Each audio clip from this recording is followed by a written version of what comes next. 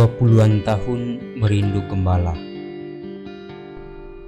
Nama komunitas itu adalah Sossego. Dalam bahasa Portugis, Sossego artinya tenang atau damai. Nama tempat itu memang sesuai dengan situasi tempat dan kondisinya yang sangat tenang dan damai. Jauh dari keramaian, tidak ada hingar-bingar dan keributan. Terpencil dan terpisah dari komunitas lainnya. Letaknya di pedalaman Amazon, Brazil, di perbatasan antara negara bagian Rondônia dan Amazonas. Deru kendaraan tidak pernah terdengar, kecuali suara perahu motor.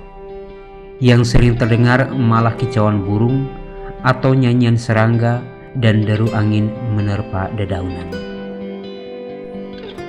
Melalui seorang perantara, kami diundang untuk mengunjungi komunitas terpencil ini. Akhir April 2018 lalu, rekan misionari saya, Pater Norberto Foerster, berkunjung ke Sossego. Kunjungan Norberto itu adalah kunjungan pertama dari kami sebagai misionari Serikat Sabda Allah, SWD, setelah kami menangani misi bersama kaum pinggiran di tepian Sungai Madera. Setelah kunjungan inilah, Pater Norberto mengagendakan kunjungan kedua di pertengahan bulan Mei. Maka saya pun berkunjung ke sana. Pagi-pagi sekali saya dan Bakurau telah mengarungi Sungai Madera menuju Sossego. Kami menyusuri Sungai Madera, lalu berbelok ke Sungai Igarape di Rari.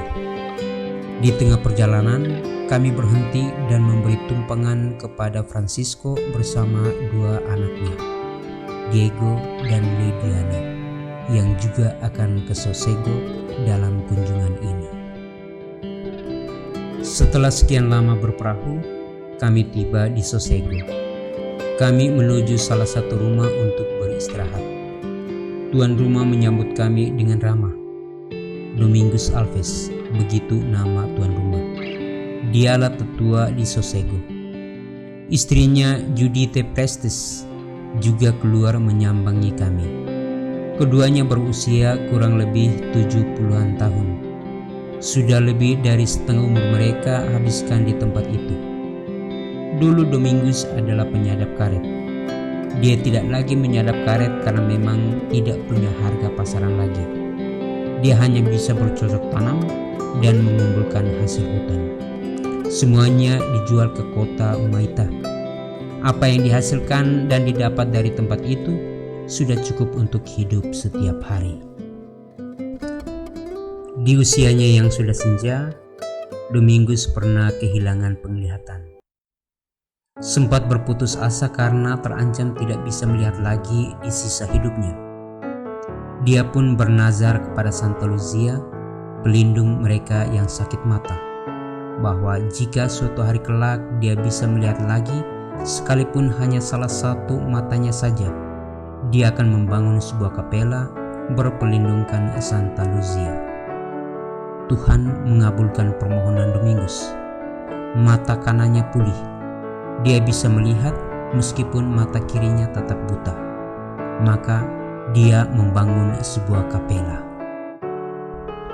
Kata Domingos dan istrinya, mereka rindu kunjungan pastor karena sudah lama sekali mereka tidak dikunjungi. Itu sudah berlangsung lama, kira-kira 20-an tahun lamanya. Makanya banyak dari antara mereka yang tinggal di situ yang belum dibaptis, termasuk juga mereka yang sudah berusia dewasa, dan ada banyak yang belum menerima sakramen nikah. Usai makan siang, kami bergegas ke kapela untuk merayakan Ekaristi. Umat memenuhi kapela kecil itu. Ekaristi berlangsung dengan hikmat.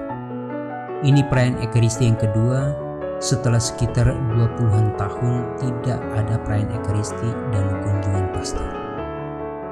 Usai Ekaristi, kami berpamitan. Kami harus segera pulang supaya tidak kemalaman. Berlima, kami menumpang wadera lagi. Perlahan-lahan, kami meninggalkan ketenangan Sossego. Di tengah perjalanan, Francisco dan kedua anaknya berpindah ke perahu motor mereka untuk kembali ke rumah. Bakurau dan saya melanjutkan perjalanan ke Umaita. Kendati kunjungan ini melelahkan, setelah sekian jam duduk meringkuk di perahu motor, namun kebahagiaan saya jauh tak terukur. Saya bahagia bisa mengunjungi dan ada di tengah umat Sosego yang setelah 20-an tahun berlalu tanpa ada seorang gembala yang mengunjungi mereka. Mereka merindukannya. Mereka merindu seorang gembala di tengah mereka. Saya meninggalkan mereka, tetapi Sang Gembala Utama, Yesus, tetap tinggal bersama mereka.